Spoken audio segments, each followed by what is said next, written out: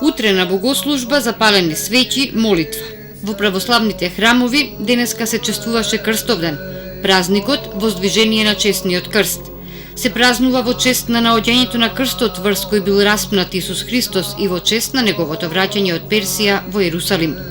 Поради неговата чудотворна моќ е наречен и животворен крст.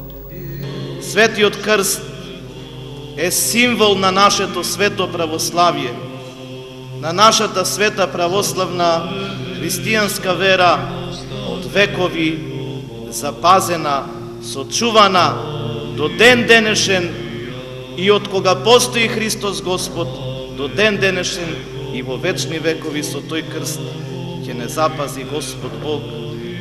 Овој крст е аманет и од Бога, и од апостолите, и од нашите прадедовци, и сите наши упокоени што се при Господа сега, како овие прекрасни светители, оти црквата Божја не е црква на мртви, ами црква на живи. Сите се тие живи пред Бога и денес, и тие со ангелите го слават Крстовден.